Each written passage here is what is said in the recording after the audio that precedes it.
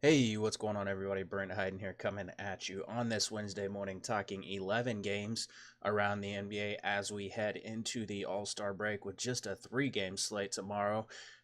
Before we dive into the slate, quick reminder, please make sure you're hitting that like and subscribe button down below. It goes a long way to helping me produce more content. If you're not already following me on Twitter, my Twitter handle at BrentHyden1, along with my Patreon page, is all in the description down below. But let's go ahead and hop into the games because we have a lot to talk about. First game of the night, Milwaukee at Indiana. Milwaukee 4-point favorites in this one. A 219 over under. Nikola Mirotic is going to be out for this game. Dante DiVincenzo questionable. Doug McDermott questionable. And Victor Oladipo is, of course, out. Looking at the Bucks side of things, I don't have a ton of interest in this game. There's not a whole lot to like. Both of these teams playing really good defense over the last 10 games. These two teams rank first and second in defensive rating. Milwaukee 102.7, Indiana 104.0. We can still look at Giannis Antetokounmpo in this spot. Leads the team in usage 30.7%. Leads the team in rebounding percentage. Second on the team in assist percentage. Like, it's still a spot where you can definitely get some exposure to Giannis. He's going to be probably the lowest owned stud on the slate, coming in at 11-2 on DraftKings, 11-9 over on FanDuel. Perfectly fine in cash and tournaments. Again, probably going to be the lowest owned option as far as the studs go on the slate. The Pacers have ranked 6th in defensive efficiency to opposing power forwards, but they're giving up the 5th most fantasy points per game to the position. Malcolm Brogdon, always a really strong cash game option. Not a whole lot of tournament upside, but at his price on 5,500 on DraftKings, I absolutely love the spot for him. He's over 30 fantasy points in 3 of the last 4 games. He's 5,800 on FanDuel. I'm still perfectly fine rolling him out in cash over there. He's just a guy who's going to get you upper 20s, low 30s most nights. Since the calendar flipped over to 2019, Eric Bledsoe averaging 1.29 fantasy points per minute. Makes him a pretty strong cash option. I think he might even be tournament viable in this spot. 6,900 on DraftKings, 7,100 over on FanDuel. Indiana has a lot of opposing point guards to connect on. 40% of their three-point attempts over the last 10 games. 36% of his shots come from 3. I think he has some upside at his current price tag here tonight. Obviously, matchup not great. Indiana, one of the best defenses in the NBA overall, but also really good against opposing point guards. That being said, especially in tournaments, I do like taking a shot on Eric Bledsoe. You can also look at Brook Lopez. He has struggled lately, 1 of 14 from three-point range over the last 2 games. 14 three-point attempts over that span is really appealing. Indiana allowing opposing centers to connect on 56.3% of their three-point attempts over the last 10 games. So somewhere I would definitely be looking at in tournaments. He's cheap. 4,900 on DraftKings, 5,500 over on FanDuel. You can look at Chris Middleton in tournaments, but it's not a spot where I really want to go. The Pacers do draw a pretty tough matchup as well. As I mentioned, Milwaukee first in defensive rating, 102.7 over the last 10 games. We saw Wesley Matthews get in the starting lineup last game. Didn't really play a huge role, or didn't really have a major impact on the usage for Bojan Bogdanovic. Still posted a 24% usage rate last game. Darren Collison, 22.7% usage rate. Not sure if that's going to continue, but it was something definitely of note. Matthews, a 20% usage rate in that game. Of course, we're talking a 1-game sample size, so take that for what it's worth. Again, Bucks still one of the league's best rim protection teams, but they're giving up 42% three-point shooting on corner threes over the last 10 games. Opponents are also pulling down 47 rebounds per game against them over that span. Opposing small forwards connecting on 38% of their overall three-point attempts this season, combined with 12% of his shots coming from corner threes and 35% coming from three-point range overall. Bojan Bogdanovic remains one of my favorite cash and tournament options on the slate. As I mentioned, 24% usage rate last game. He has a 25% usage rate whenever you take Victor Oladipo off the floor. He's 5,600 on DraftKings, 5,500 over on FanDuel. I like the spot for Bojan Bogdanovic. I'm just going to keep on playing him. He did have a down game against Charlotte, 5 of 11 from the floor. Didn't really provide much of anything in the way of rebounds, assists, or any peripherals. But in this spot, I definitely like him. He has struggled in this matchup this season, shooting just 5 of 17 from the floor. But again, usage, field goal attempts, all that stuff going to be there for him. I'm fine with Bojan Bogdanovic. Thaddeus Young, always a strong cash option with upside. He's someone else that I do have a little bit of interest in. 6K over on DraftKings. He is 6,400 on FanDuel. He's been pretty good in this matchup, averaging 33.5 fantasy points in just 30 minutes. He's another guy, really, really strong cash option, does have plenty of upside as well. You could look at Darren Collison in tournaments, but I'm not going to go there tonight. Wesley Matthews is a name to at least consider, 4,400 over on DraftKings, 4,400 on FanDuel. The 10 field goal attempts was definitely appealing to a 7 from 3. He got some extra peripherals. He had a really good game against Milwaukee back whenever he was with Dallas. I think in tournaments, this is definitely a spot where we can consider him here. Also, Miles Turner averaging 1.2 fantasy points per minute without Oladipo on the floor makes for a pretty interesting tournament option. But Wesley Matthews, definitely someone to at least keep an eye on. We know the minutes are going to be there for him. We know they're going to try to feed him the ball, get him some extra shots. And Milwaukee, 9th in fantasy points per game allowed to opposing shooting guards. And with them really struggling or giving up a lot of three-point attempts, I like this spot for Wesley Matthews. Moving on to Brooklyn at Cleveland. Brooklyn 6.5 point favorites in this one, a 220 over under. Jared Dudley is out. DeMar Carroll questionable. Chetty Osman, Ante Zizic questionable, and Kevin Love expected to suit up here. The Nets continuing to get healthy with Allen Crabbe and Karis LeVert increasing their workloads. We did see Allen Crabbe get almost 30 minutes or over 30 minutes last game. We saw Karis LeVert get a couple extra minutes as well, and that's going to make this a little bit more difficult to have interest in. We saw Karis LeVert again, 23 minutes against Toronto last game. I would expect him to get similar minutes here. I have him projected at 25, so minutes slowly creeping up for Karis LeVert, and that actually makes this, again, pretty difficult. That being said, D'Angelo Russell going to be I think at this point, somewhat immune to the new rotations. Coming off a monster game, 28 points, 14 assists against Toronto. And even with Karis LeVert on the floor this season, Russell averaging 1.22 fantasy points per minute with a 31.3% usage rate. He comes in at 8,500 on DraftKings, 9K on FanDuel. We know this is a great matchup. We know Cleveland really bad against opposing point guards, ranking 29th in defensive efficiency. He's fine in all formats, probably better suited for tournaments at his price tag, but he does have a lot of upside in this spot here. Cleveland just getting pummeled from the three-point line as well this season. Opponents are shooting 37.2% from three against them, and he takes 40% of his shots overall from beyond the arc. So I like D'Angelo Russell. I like Joe Harris and Allen Crabbe. I don't think either one of them is ever going to break the 30-minute mark, or I shouldn't say ever, but most nights not going to break the 30-minute mark. It was a little bit discouraging to see the field goal attempts go down for Joe Harris in that Toronto game. Still, he shot really well in that game. Even if he's only taking like 10 shots a night, he can get you some rebounds, get you some assists. He's still going to play upper 20s in minutes, and with Cleveland ranking really bad against opposing shooting guards. They're 24th in defensive efficiency against the position. It's a good spot for Joe Harris. I still have interest in him at his $4,600 price tag on DraftKings, $5,300 on FanDuel. I have interest in Allen Crabbe. 67% of his shots come from beyond the arc this season. Again, coming off a really strong game against Toronto. Looked pretty good in that Chicago game as well. Looked decent against Denver, going 2 of 5 from the floor. I have a lot of interest in Allen Crabbe. He has struggled in this matchup twice this season, but again, with Cleveland just playing really bad defense, I have a lot of interest in Allen Crabbe as a really good value. Again, 3,700 on DraftKings, 4K over on FanDuel. Not a terrible spot for him. And if we see DeMar Carroll miss this game, that could be a few extra minutes for Allen Crabbe. I don't have interest in the front court here with Carroll, Rondae Hollis-Jefferson, any of these guys. I'm just not going to mess with that rotation. Too many bodies, too many guys that need to get minutes, just not enough minutes to go around. You can look at Jared Allen in tournaments. You can look at Ed Davis. At his current price tag, has a lot of upside, 3,500 on DraftKings, 4,100 on FanDuel. Cleveland giving up 50.5 points in the paint. I like him in tournaments as a value, but not really interested, again, in the front court here. Looking at the Cleveland side of things, Kevin Love expected to suit up. He is coming off a solid night in his last game.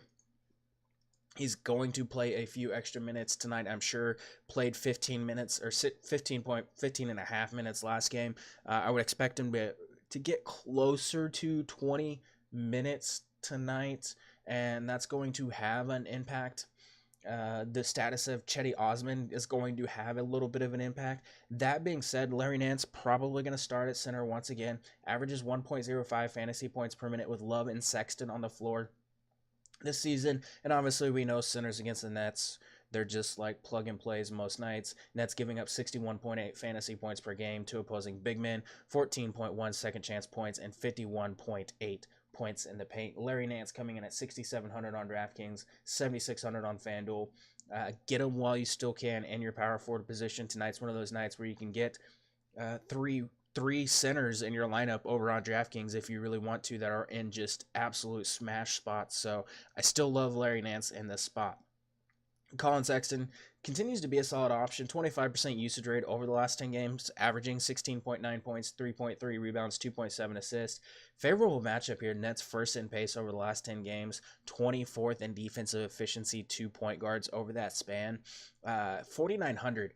Pretty attractive price tag for Colin Sexton. 5,500 over on DraftKings. It's just a minutes thing. He's going to play a lot of minutes, going to take a lot of shots. It's not a terrible matchup. Yeah, I have interest in Colin Sexton, especially at that $4,900 price tag. I like Jordan Clarkson as well.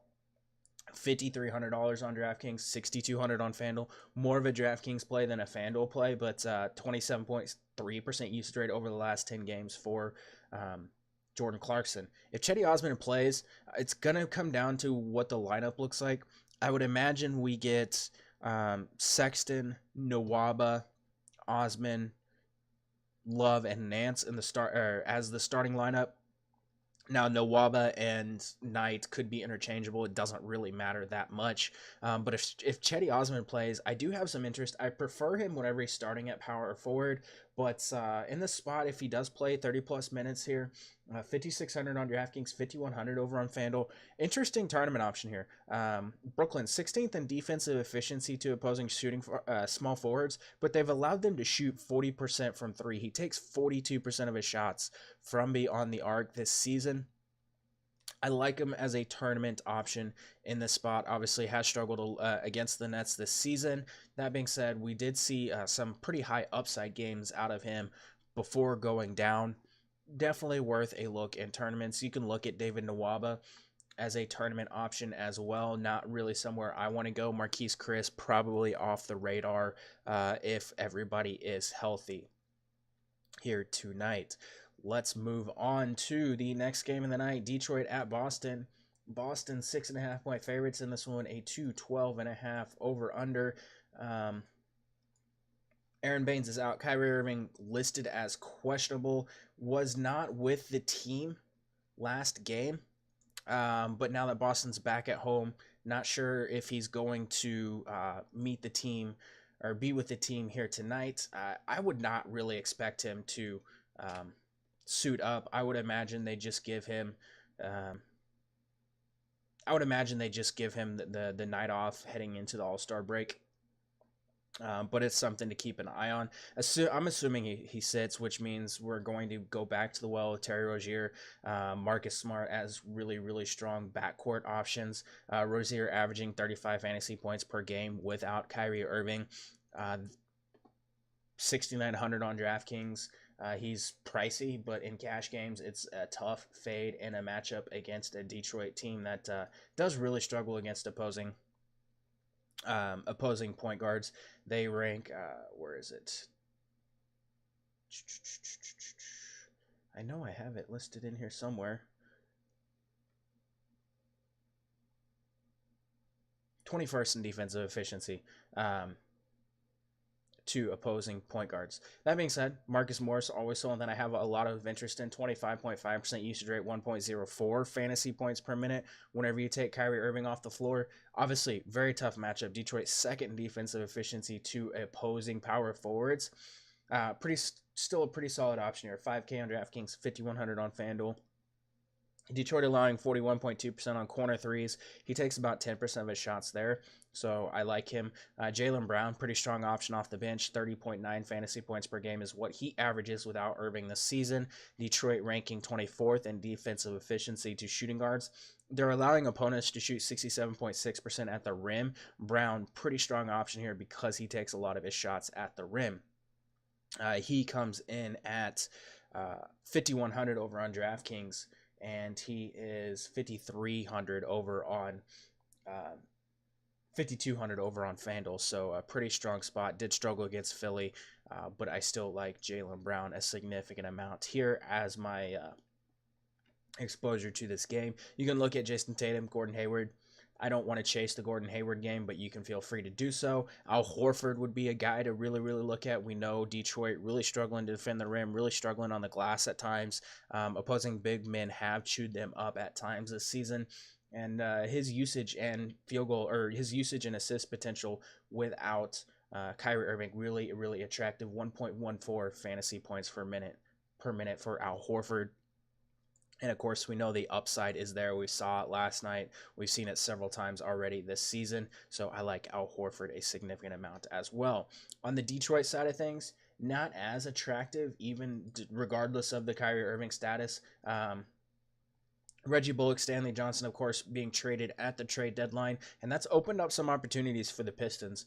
With those two off the floor this season, Andre Drummond's usage climbs up to 26.8%. That's a 2.8% increase. He averages 1.50 fantasy points per minute, and it comes out to a positive 5.78 fantasy points per 36 minutes. Andre Drummond coming in at 9,100 on DraftKings, 10-8 over on FanDuel. A great DraftKings play, not as great over on FanDuel. But in the first two games without Bullock and Stanley Johnson, we've seen him top 60 fantasy points, has just been a monster, has performed pretty well in the 3 games against Boston this season, averaging 45.7 fantasy points. It's a pretty solid spot for him. Blake Griffin also sees his usage climb a couple percentage points up to 32.9%, averages 1.37 fantasy points per minute. Boston has been pretty good against opposing bigs this season, but those numbers just really tough to ignore. Blake Griffin, 8,900 on DraftKings, 9,200 over on FanDuel. I prefer Drummond on DraftKings. I prefer Griffin over on FanDuel because of the price discrepancies over there. But yeah, I definitely like getting some exposure to one of those two guys. Boston allowing 20.4 points and 15.7 rebounds to opposing centers over the last 10 games. Boston has really struggled defending the three-point line over the last 10 games as well, allowing opponents to shoot 37% from three. Reggie Jackson, Luke Kennard, two guys that I would definitely be considering in tournaments. Jackson, 5,700 on DraftKings, 5,800 over on FanDuel. Has been shooting really well from beyond the arc recently, 57% from three over his last 4 games. Has been putting up pretty solid numbers. Not a very good matchup. Has struggled in this matchup this season. That being said, I like him in tournaments. The same with Luke Kennard. You can definitely look at him. He's not going to get 30 minutes. They just don't really want to roll him out for a bunch of minutes most nights. That being said, can get you 20 plus in this spot, again, with Boston really struggling against opposing three-point shooters. Even Wayne Ellington at 3,800 over on DraftKings and 3,700 on FanDuel has some appeal. 8 field goal attempts in 19 minutes, 7 of those three-pointers. It's not a great matchup again, but at 3,800, he does definitely have some tournament appeal here tonight. More of a FanDuel drop score option.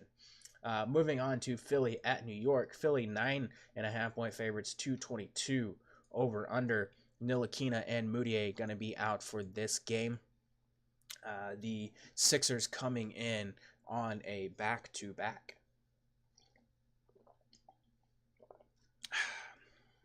Coffee, need more of that. Interesting spot here for the 76ers. They've lost 3 of 5 games this month, and they've allowed an average of 115.2 points in those games. Jimmy Butler has scored 20 or more points in 4 of the past 7 games, and Tobias Harris averaging 15.3 points in 3 games since being acquired from the Clippers. I have a lot of interest in Joel Embiid. Should be an absolute smash spot here tonight. I know with DeAndre Jordan in town, People are probably going to jump off the Knicks are bad against centers, but they've still been against really bad against opposing big men. They rank 29th in defensive efficiency to the position over the last 5 games. 26.8 points, 18.6 rebounds, 4 assists per game allowed, 62.4% field goal percentage allowed to the position. So Joel Embiid, who comes in at 10-6 on DraftKings, 11-6 on FanDuel, still one of my favorite options. Still should have about a 30% usage rate. I'm pulling it up right now to see. Let's see, over the last 3 games for the Sixers, his usage has stayed at 30.7%. So, yeah, he's still going to get his. He's the least affected by Tobias Harris being there. Obviously did have a little bit of a down game, 9 of 22 from the floor. He was really down on himself after that game, after shooting so poorly, but with 60-plus fantasy points in 2 of the last 4, I have a lot of faith in Joel Embiid being able to bounce back here.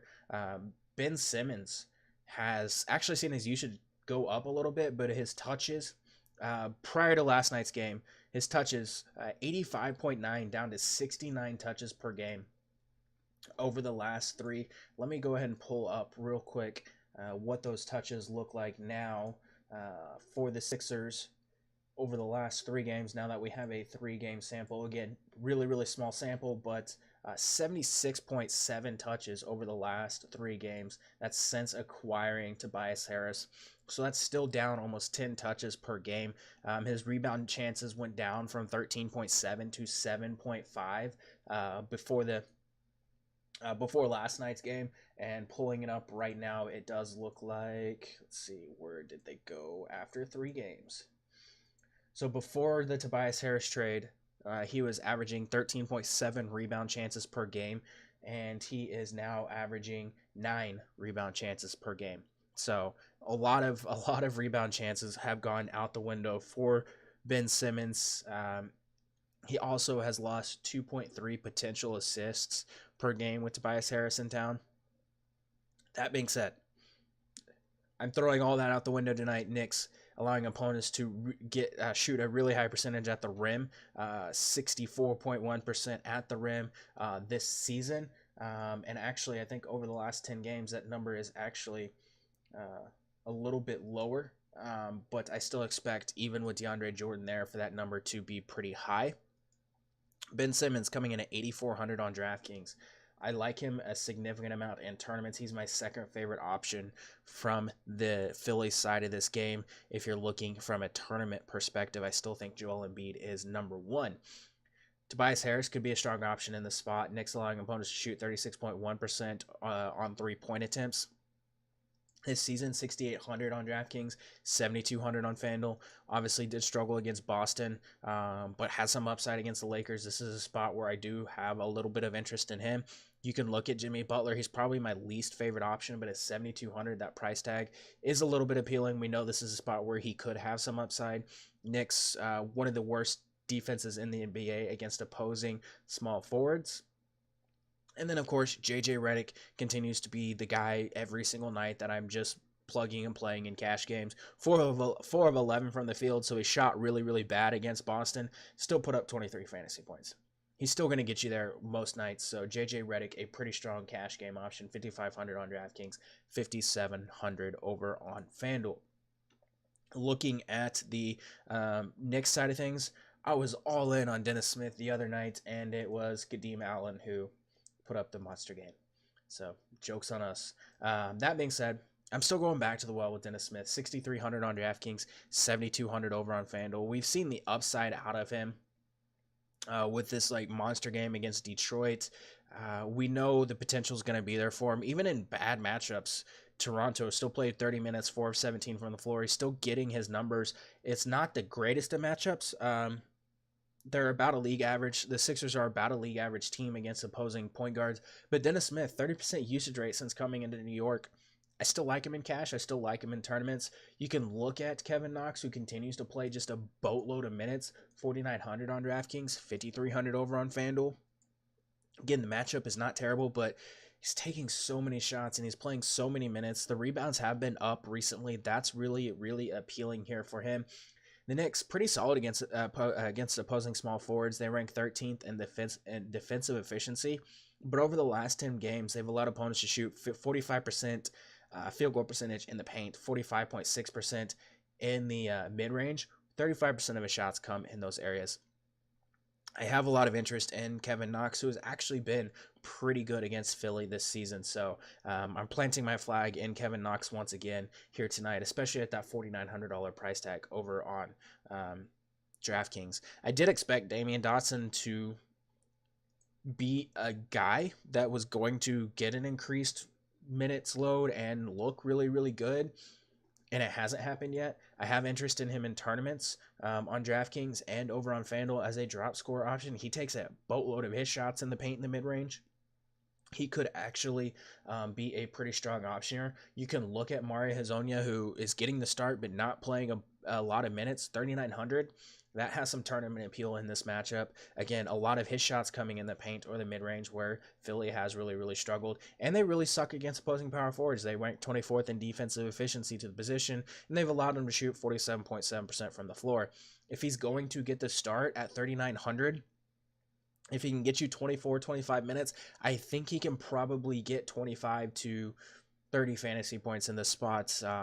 In large field tournaments, Mario Hezonja, a really, really good low-owned option in the spot. I would expect DeAndre Jordan to play more than 30 minutes tonight to match Joel Embiid, and that would make him appealing in tournaments, again, at 5,700 on DraftKings, 6,100 over on FanDuel. Mitchell Robinson, someone you can look at, but I'm not going to go there tonight. Moving on, Washington at Toronto. Toronto 10.5 point favorites in this one, a 232.5 over under. Jeremy Lin expected to suit up here tonight for the Toronto Raptors, and Tomas Satoransky is questionable. In the first three meetings against the the Wizards this season, Toronto has averaged 127.3 points per game. They've won those first three meetings. The status of Tomas Satoransky is somewhat important to keep an eye on for this game. I'm not going to fall into the Chas and Randall trap here. That was really, really disappointing. But the increased boost to Bradley Beal would make him a really, really good option if Satoransky is out. Beal, 29% usage rate over the last 10 games. But when you take Satoransky off the floor, 1.55 fantasy points per minute for Bradley Beal, that would be really, really, really tough to overlook. Obviously, matchup is not great. Bradley Beal has been over 50 fantasy points in 3 of the last 4 games, and I actually went back and I looked at every single game this season. So Bradley Beal has played in 57 games this season. He has scored below 40 fantasy points in just 18 of those games. That's even with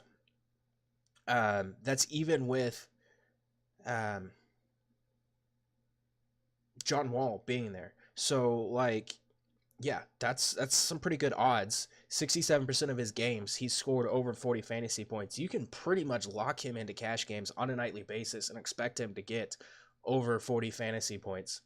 I'll take that all day long, even in a tough matchup that he's actually been really good in this season. So I like Bradley Beal. I don't think he's going to be a popular option.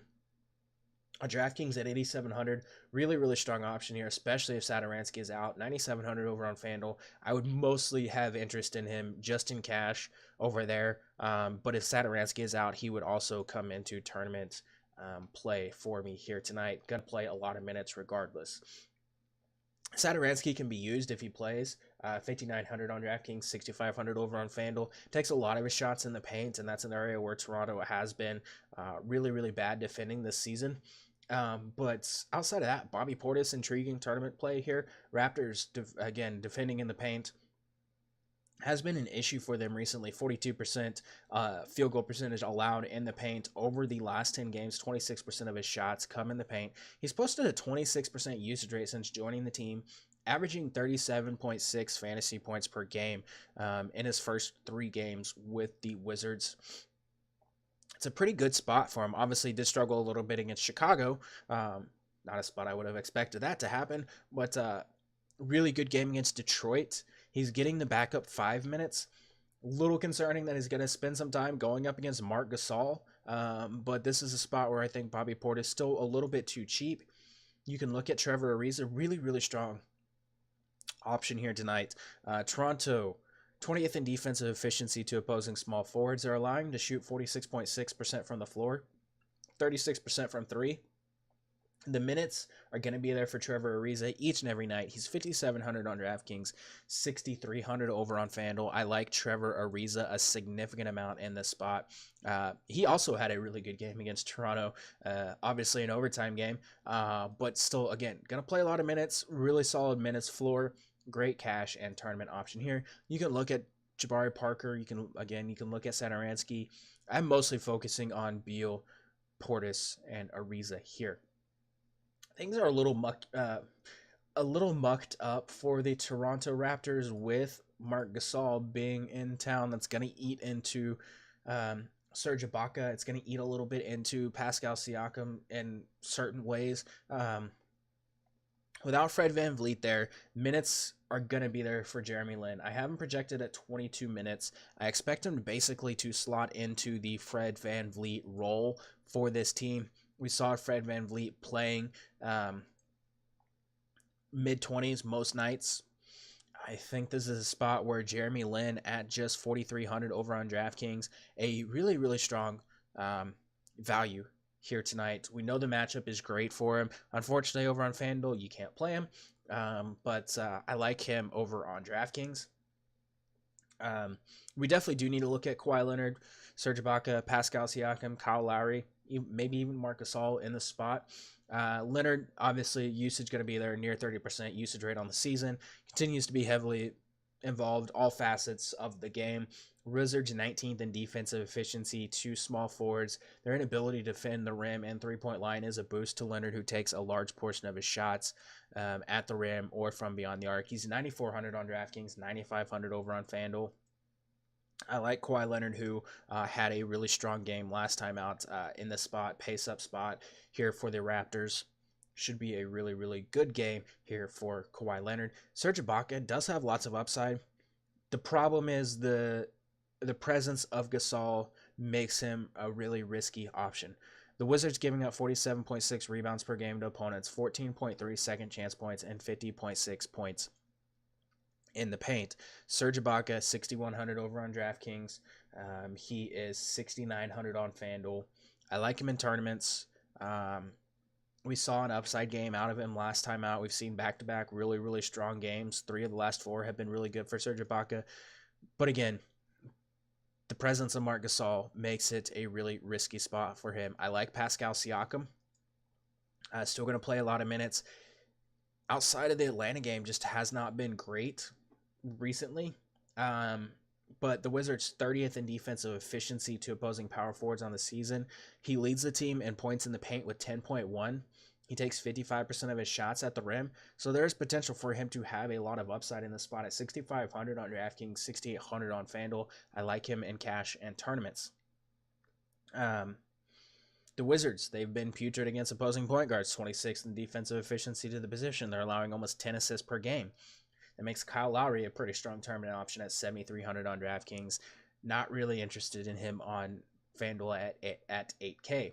Danny Green is interesting here, 4,100 on DraftKings, 4,400 on FanDuel. He's just been an absolute roller coaster, but over the last 2 games has been playing a little bit better. There's potential for him to have a good game here. Washington really, really bad against opposing shooting guards, and they're allowing opponents to shoot 37.4% from 3. Pretty strong tournament value here tonight. The biggest question mark I have is Marc Gasol. Could see more than 22 minutes here, could get up closer to 24, 25. Those minutes would come at the expense of probably Siakam and Ibaka, but also just by proxy, Norman Powell, OG Anunoby. I like taking, if you're building like 150 lineups, maybe having a couple of Gasol shares in the spot. Just make sure if you do get some Gasol exposure, you're not using him with Siakam or Ibaka. Let's move on to Memphis at Chicago. Chicago 1.5 point favorites in this game at 203 over under. Kyle Anderson questionable, Jonas Valanciunas questionable, Mike Conley questionable, Chris Dunn questionable. I call Jonas Valanciunas questionable because it's a back-to-back. Prior to last night, had not played in 2 months. Not really sure if he's going to suit up for this game here tonight. I'm going to make this quick. If Mike Conley suits up, he's a fantastic option in all formats. 30.5% usage rate without Marc Gasol on the floor this season. Obviously, a little bit of that's going to change with Jonas Valanciunas and all that stuff. But 7,800 on DraftKings, 8,500 on FanDuel. Chicago really bad against opposing point guards, 28th in defensive efficiency to the position, 27th in defensive efficiency to opposing backcourts overall. If Conley misses, back to the well, Delon Wright, 3,600 on DraftKings, 4,600 on FanDuel. Would get the start once again, was pretty solid against the Spurs in his start last night. Playing 34 minutes, 26 fantasy points, shot like crap, 2 of 9 from the floor, still had a pretty good game. I'm not chasing Avery Bradley regardless of Mike Conley's status. Not going to do it. But if you want to do it in cash, 3,400 on DraftKings, 3,600 on FanDuel, you do you, home slice. But I'm not going to do it. Justin Holiday revenge game. Chicago has been really, really good against opposing small forwards most of the season. But price tag still really appealing. 4,700 on DraftKings, 5K over on FanDuel. We know the minutes are going to be there for him. Again, revenge game.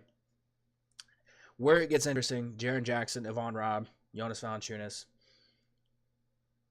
Bickerstaff stated he may not play in both games of the back-to-back. We saw him play really, really well last night. 21 minutes, 9 of 11 from the floor, 10 rebounds. Went bananas. I would expect him, even if he plays limited minutes, to go bananas in this spot. Chicago just really, really bad against opposing big men. The problem is minutes. Like, what is the minutes going to be? 24? If it's going to be 24, then that kills Yvonne Robb, that kills Joakim Noah, that kills Jaren Jackson to an extent. Jaren Jackson does have potential for a ceiling game regardless of Jonas Valanciunas, with the Bulls ranking 22nd defensive efficiency to power forwards, but it's one of those things where, like, I'm looking at Valanciunas. If he plays, if he sits, you're going back to Yvonne Robb, Joakim Noah as a tournament option, revenge game for him. It's just, there's so much to not like about this game. And on the Chicago side of things, Lauri Markkanen's been on fire, averaging 48.6 fantasy points per game over his last 5. He's getting minutes at the 5, which has really, really boosted his value. I'm not paying 8,100 on DraftKings or 8,500 for him on FanDuel in this spot. I'm jumping off the train here. Memphis is allowing opponents to shoot 44% in the paint, where he takes 21% of his shots, so it's not insane to think he could produce in this spot. But yeah, I'm not looking at Chicago here. It's just not a spot where I want to pay elevated price tags for any of these guys in this spot. There's better places to go. You can look at Zach LaVine again in tournaments, has topped 40 fantasy points in 4 straight games. Again, increased price tag for Zach LaVine, 8K over on FanDuel, 7,300 over on DraftKings. Again, it's one of those spots. I know they've been playing really well, a lot of usage to go around, a lot of field goal attempts, but if you want to take that shot, feel free. Large field tournaments are going to be really low on. There's just better places to look here tonight, and I'm jumping off the train with those price tags being way elevated. Moving on. Houston at Minnesota. Houston 3-point favorites, 227.5 over under. Tyus Jones doubtful. Robert Covington out. Rose, Wiggins questionable. Austin Rivers is out, and James Harden expected to play. Harden, 30 straight games of 30 or more real points. It's just absolutely insane. Kenneth Faried, 16.3 points on 75 of 116 shooting since joining the team. James Harden still perfectly fine all formats. 11-8 on DraftKings, 12-8 on FanDuel. 38% usage rate, 1.7 fantasy points per minute with Chris Paul on the floor. you're playing James Harden if you want to play James Harden. That's pretty much all it comes down to. I'm going to be looking elsewhere here from the Houston side of things, especially with Austin Rivers out. Chris Paul's perfectly fine in all formats, 7,600 on DraftKings, 8,200 on FanDuel, has topped 40 fantasy points in 3 straight games. It's a pretty strong spot here for him tonight. Pretty decent matchup as well. He's still playing limited minutes, but the assist upside is really, really high for him. Wolves allowing almost 10 assists per game to opposing point guards and allowing them to shoot 40% from 3 over the last 10 games. I think Eric Gordon could be one of the top values from this game. It's going to be him or Gerald Green. Eric Gordon, 4,500 on DraftKings, 5K over on FanDuel. He's still taking a ton of shots. He's still playing a lot of minutes, and he's starting at the 3 against the Timberwolves, and this is a spot where I have a lot of interest in him. Over 20 fantasy points in 3 straight. It's a great matchup here for him. Did struggle against the Wolves last time out, 18 fantasy points, but 13 shots was really, really appealing. Minnesota allowing opposing small forwards to connect on 39% of their three-point attempts, allowing 45% shooting overall. 56% of his shots come from 3. There is some upside here for him. Same for Gerald Green, who with Austin Rivers being out is going to have a little bit more of a secure minutes load. I would expect him to be upper 20s in this spot, and this is obviously a good matchup, as I mentioned. He's been really good of late with over 30 fantasy points in 2 of his last 3. You can look at him on Shumpert as well as a value. A few extra minutes to go around for him. PJ Tucker, always finding cash. Not really a ceiling option, but Minnesota allowing opponents to shoot 42% from 3, with 50% of Tucker's shots coming on corner threes. He could definitely have some upside here. Or definitely be a good floor option. Sorry, not upside, but a floor option. You can look at Kenneth Faried, who continues to be just a guy that's beasting. He only has 1 game under 30 fantasy points since coming to Houston. So, yeah, that's appealing. Wolves giving up 45.2 rebounds per game, 14.9 rebounds per game to centers, and they're giving up 14.3 second chance points. So, yeah, good spot here for Kenneth Faried. On the Minnesota side of things, it does get a little bit murky with everyone being pretty much healthy. Obviously, the status of Andrew Wiggins is something to keep an eye on. We're going to have to wait and see if he's able to suit up here, but I have a lot of interest in Karl-Anthony Towns, and I'll get to that in 1 second. Just need to take a drink.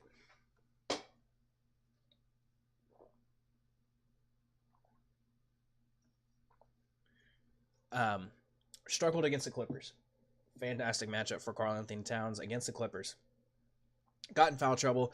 Still managed to put up 42.5 fantasy points in that game, playing just 27 minutes. 33.8% usage rates, 1.57 fantasy points per minute in that game. He still has a monster usage rate and still averages over 1.5 fantasy points per minute, even when you have Derrick Rose and Jeff Teague back on the team. I absolutely love him in this spot. Core option for me, regardless of the status of anybody. Rockets giving up 47 rebounds per game over the last 10. They've given up 53.1 points in the paint. Town leads the team, 11.4 points in the paint per game. And he has a history against the Rockets. I don't know why. But averages 59.2 fantasy points per game against them over the last 3 seasons. Of course, playoffs excluded. Outside of Towns, Jeff Teague, since the Jimmy Butler trade, has averaged 1.03 fantasy points per minute. But since Robert Covington went down, that number climbs 1.10 fantasy points per minute. Saw 35 minutes last game. I think it's safe to assume his minutes restriction is gone. If he's going to play 33, 35 minutes in this game at 5,800, I have some interest. The assist upside is really, really high for him in the spot. Obviously, with Derrick Rose coming back, it does hurt him a little bit. But he's cheap, 5,800 on DraftKings, 6,100 on FanDuel. I have some interest in him. Dario Saric, really, really strong option here. Probably going to be a really, really popular value play on the slate. 4,600 on DraftKings, 5,100 on FanDuel. Over 30 fantasy points in 3 of the last 4. Got the start last game. A little bit of foul trouble, but this is a pretty good spot here for him. Obviously, as I mentioned, Rockets struggling to keep opponents off the glass. They're 17th in defensive efficiency to opposing power forwards on the season, have allowed them to shoot 40% from three. 43% of Saric's shots are from three. You can look at Derrick Rose and Andrew Wiggins in tournaments. Rose, 5,900 on DraftKings, 5,700 on FanDuel. Not a terrible tournament option here tonight. Moving on, hoping to speed this up a little bit with this Miami at Dallas game. Dallas 2-point favorites in this one at 207 over under. Only really looking at Dragic and Barea being the guys that are out. It's a pretty good spot for the Miami Heat. But the Mavericks, it is worth noting, significantly better team at home, where they have a 108.3 defensive or a 107.4 defensive rating. There's still a lot to like. Josh Richardson, Justice Winslow, the two options that I'm most interested in here. Tonight's Dallas transition defense is terrible, and that is a boost for Winslow and Richardson. Winslow already in a pretty good spot here. Mavericks rank 18th in defensive efficiency to opposing point guards. They're allowing opponents to shoot 66% at the rim, where he takes a very large portion of his shots. Added fast break scoring potential makes him really, really attractive at just 5,600 on DraftKings, 5,900 over on FanDuel. Has struggled for the most part over the last few games. But the ability to fill up the stat sheet, I really, really like Justice Winslow in this spot here tonight. Again, I like Josh Richardson as well, coming off a stretch of really, really strong games. Did struggle against Denver, but Golden State, Sacramento, really, really strong outings there. Averaging 17.1 points on 45% shooting and 42% shooting from beyond the arc over his last 10 games. Draws a pretty tough matchup, but I like him in cash and I like him in tournaments. Dion Waiters, he's fine in tournaments. 4,300 on DraftKings, 5,200 on FanDuel. It's Dion Waiters. He's going to take a lot of shots, and if he's not hitting those shots, he's going to suck. If he hits those shots, he's going to have a good game.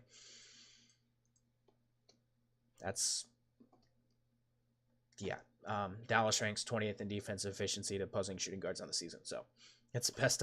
That's all I can muster about Dion Waiters. Don't. That's all I can do. That's all I can say about him.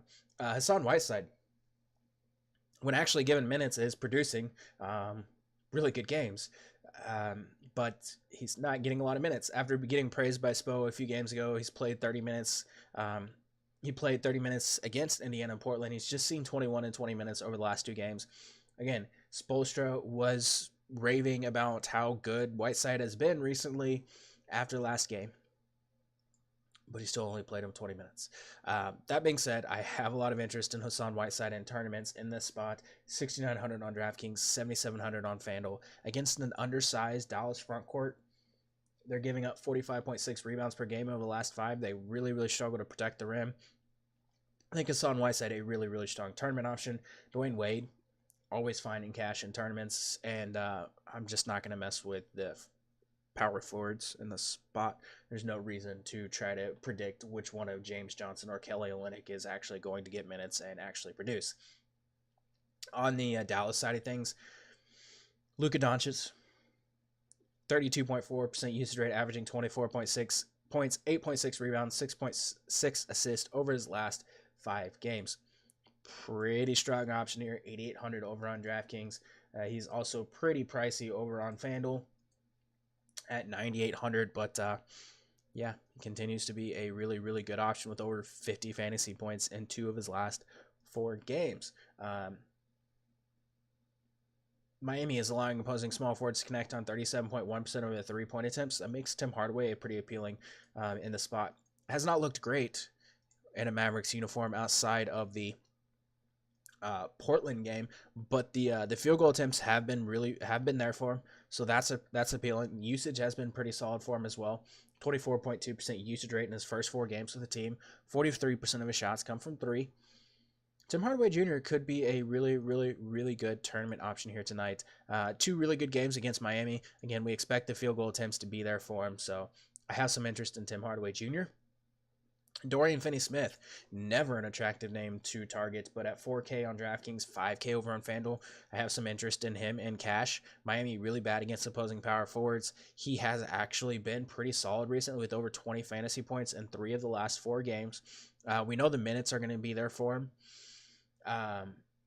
Miami is allowing opponents to connect on 36.2% of their 3-point attempts. 45% of his shots come from 3.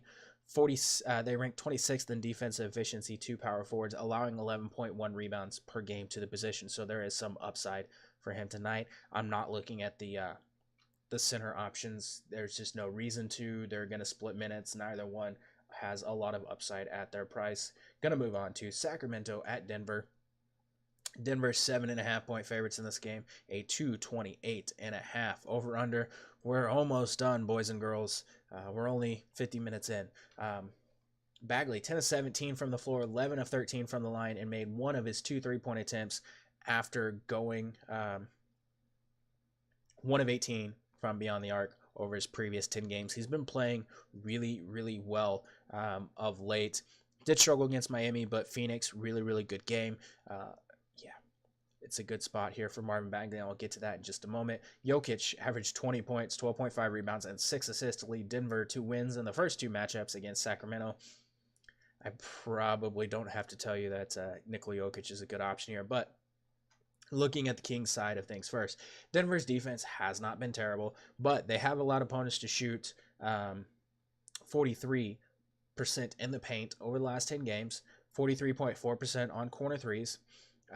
So we definitely want to look in those areas. They rank 24th in defensive efficiency over against power forwards over that span. So that's something to keep in mind. And they've allowed opposing shooting guards to shoot 45% from 3. And they've allowed opposing point guards to notch 21.8 points and 11 assists and 40% from beyond the arc. Over the last 10 games, they also rank 19th in defensive efficiency as small forwards. So now that we have all that out of the way, Bagley. Really strong stretch of games lately, averaging 16.6 points on 48.5% shooting, 9.8 rebounds per game over his last 5. He comes in at 5,900 on DraftKings, 6,500 on FanDuel.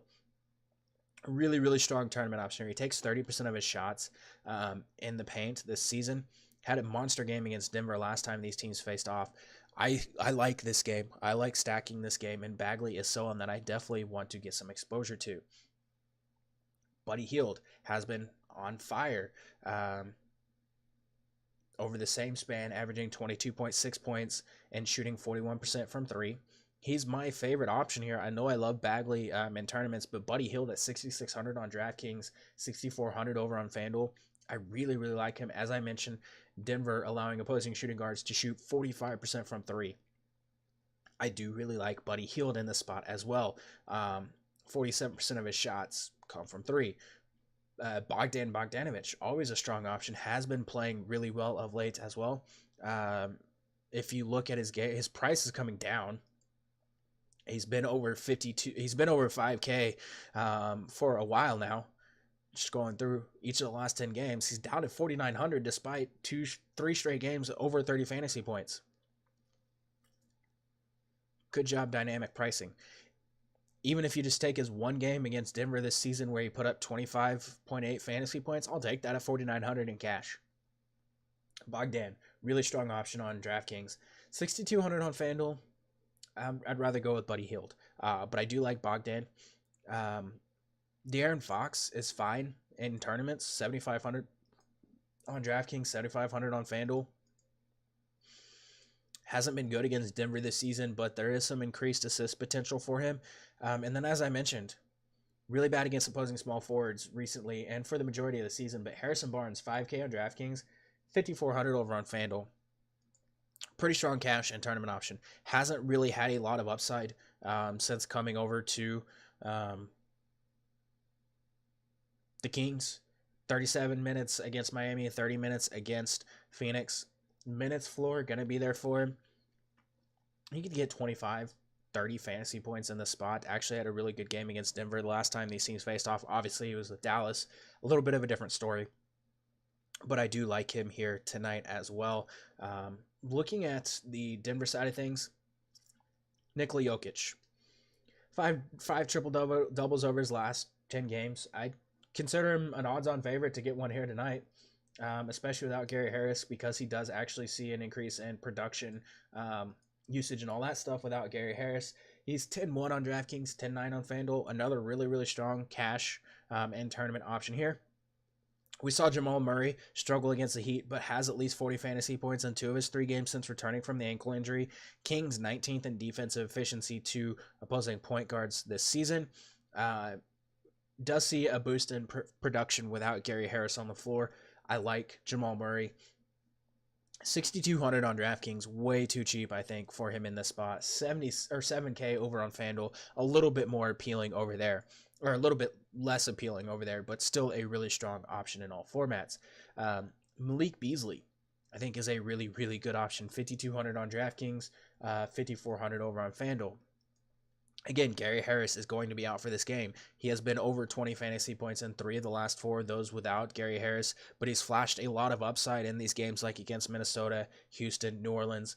Malik Beasley, really strong cash option, really strong tournament option. Kings, really bad defending the rim, really bad defending the three-point line. They're 26th in defensive efficiency to shooting guards. 38% of his shots come from 3. The Kings have allowed opposing shooting guards to connect on 38% of their three-point attempts. 54% of his shots come from beyond the arc.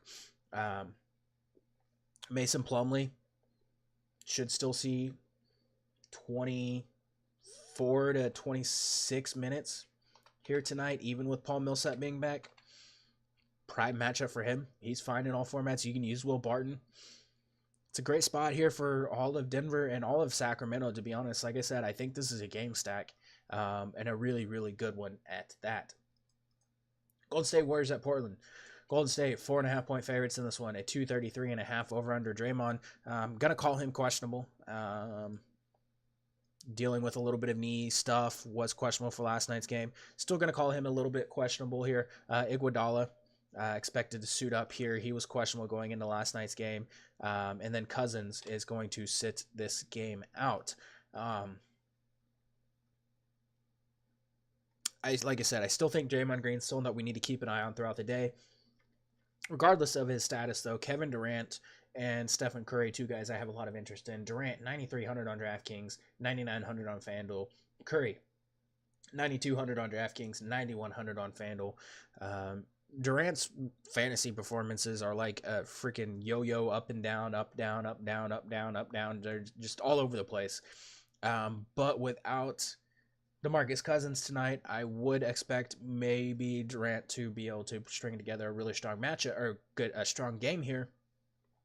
And the Trailblazers, really bad against opposing small forwards. 29th in defensive efficiency to the position. They've allowed them to shoot 45.3% from the floor, 40% from 3. They're also allowing opponents to shoot 45.2% in the paint over the last 10 games. 9,300 for Kevin Durant, really, really attractive spot. He's been really good against Portland this season. I have a lot of interest in Kevin Durant here. I have a lot of interest in Stephen Curry as well. Blazers have allowed opposing point guards to connect on 38% of their three-point attempts. Curry, 50% of his shots come from 3. Strong option here. Klay Thompson, just GPPs.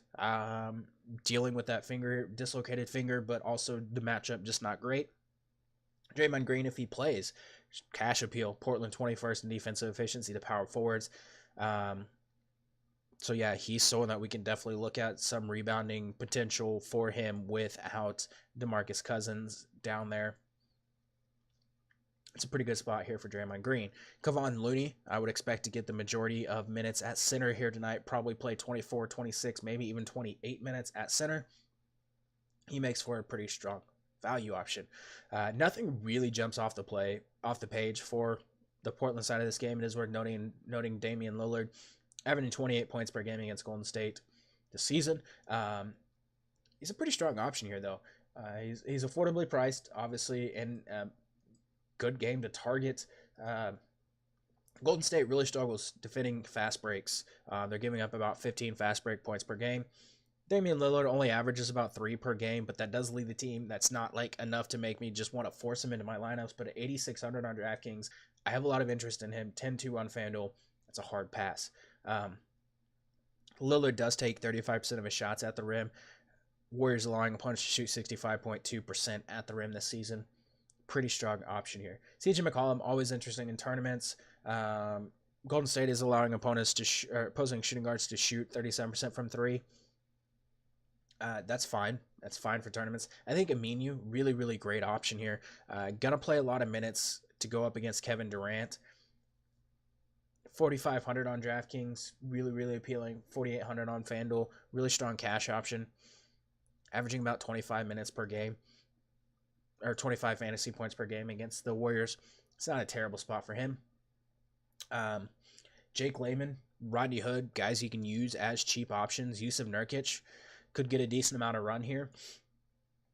Guy that you can use in tournaments as well. Jake Layman, man. Some of these games he's been really good. A lot of these games he's been really bad. He has been heating up recently. Again, more of a tournament option. That's fine. Rodney Hood, again, a tournament option. Only played 17 minutes against OKC, but shot really well. Just didn't do much of anything else. It's just not a whole lot to like about Portland. It's Damian Lillard, and that's probably it for the most part. But it is worth noting, Yusuf Nurkic actually I think it was prior to the last game against Golden State, had actually been really, really good against them in limited minutes, averaging about 43 fantasy points per game against them. So he is worth noting for tournaments, but there's a lot of really, really good center plays, so it's kind of hard to prioritize him. Looking at the last game of the night, Phoenix at the Clippers. Clippers 8-point favorites in this game, a 229 over under. Melton and Warren are out. Tyler Johnson is questionable. Josh Jackson averaging 19.6 points over the last 8 games.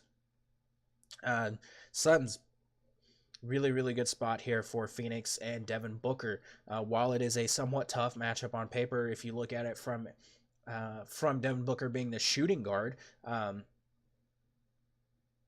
it does look like it's a tough matchup because, well, the Clippers really, really good against opposing shooting guards. That being said, Booker's the team's primary ball handler. I know Tyler Johnson's starting at point guard, but Booker's the point guard. Leads the team in touches, 75.1 per game. Potential assists at 12.5 per game. He's the point guard. Clippers 22nd in defensive efficiency to point guards, 33.3% usage rate, 1.32 fantasy points per minute. Without Warren and Melton on the floor, Devin Booker, 8,300 on DraftKings, 8,400 on FanDuel. I love him in this spot. Monster upside, pretty solid floor. Did struggle against the Clippers in the 2 earlier games, but I do have a lot of interest in him. Josh Jackson, again, averaging 19.6 points per game over his last 8 games. Draws a really, really good matchup. He's 5,900 over on DraftKings. He is 7K over on FanDuel. A little less appealing on FanDuel, but at 5,900, I'll take the 30-plus fantasy points that he's going to get me most nights. I mean, he's done that like this in 8 of the last 10 games. It's pretty appealing here. Really high usage guy. 26.2% usage rate, 1.01 fantasy points per minute without Warren and Melton. Really strong option. I love DeAndre Ayton. Clippers giving up 3rd most fantasy points per game to opposing centers. Giving up 45.9 rebounds, 14.2 second chance points, 50.6 points in the paint. They've been talking about trying to force him into some more touches. Averaging like a fantasy point per minute against the Clippers this season. I have a lot of interest in DeAndre Ayton. I expect him to bounce back here tonight. You can look at Kelly Oubre. You can look at McCall Bridges. Bridges been on fire recently. Over the last 5 games, 37 minutes per game, 28.8 fantasy points. Guy shoots a lot of 3-pointers. Clippers struggling to defend opposing small forwards. They give up 38% shooting from 3. Pretty good spot here from McCall Bridges. A good, cheap way to get some exposure. I don't really want to look at Tyler Johnson, who just hasn't been able to fit in with this team since coming over. Looking at the Clipper side of things, Patrick Beverley, really, really strong cash option because of his minutes. Really, really good matchup against Phoenix. They're giving up 49.9 points and 13 rebounds per game to opposing backcourts. Patrick Beverley, again, been playing really, really well. Most nights going to get you 20-plus fantasy points, even whenever he shoots twice. He's still got 20 fantasy points. The assist and the rebounds really, really good for Patrick Beverley. Really, really solid matchup. Again, more of a cash game option, but does have some tournament appeal as well in a fast-paced game with some turnover potential. Shea Gilgeous-Alexander, really, really good GPP option here. He comes in at 4,600 on DraftKings, 5,100 on FanDuel. Phoenix allows opponents to shoot 64.4% at the rim, where he takes 36% of his shots. Minutes, really, really inconsistent for him, and that's concerning. That's why I pretty much reserve him for tournaments only. But again, it is a pretty good tournament spot here for him. I like Landry Shamet. Still playing a lot of minutes at the small forward position, 33 against Minnesota. Shot really well, getting some rebounds, getting some assists. It's a really good spot here for him as well. I think he's one of the top values on the slate. I should have listened to my gut the other night with Chasson Randall and Landry Shamet whenever I liked Shamet. Damn it, I was right. Lou Williams coming off season high, 45 points. Always a great option in all formats. High usage guy off the bench. Gallinari, really, really strong spot here for him as well. Ivica Zubac let everyone down last game. That was bad. 15 minutes, 1 of 2 from the field, 3 fouls, and 14 minutes. 4K on DraftKings, 4,200 on FanDuel. I expect him to bounce back. It is a really, really positive matchup for him. But again, with center being so deep tonight, it's really, really tough to prioritize him. But the Suns have been a punching bag for opposing big men, giving up 62.1 fantasy points per game, 46.3 rebounds, 15.5 second chance points, and 52.3 points in the paint. He's still one of the top values on the slate. Montrezl Harrell, always finding cash, always finding tournaments. Consistency has been an issue for him, getting 30 plus most nights, but just hasn't really flashed a ton of upside most nights. The 35 minutes, I think, was a product of Zubac getting in foul trouble, or just playing like absolute garbage. I would expect him to be right around 28 again here tonight. So that is something to keep in mind. But that's going to do it. That's all 11 games for this slate. Sorry it took so long, but I will be back. I won't be back for the rest of the week because we have the All-Star break. So some much needed time to get away and recharge and check back next week. I think Thursday is the first day next week I will be back. But good luck in all your contests tonight. Enjoy the time away from NBA DFS, and we'll get back to it next week with some really, really, really good games.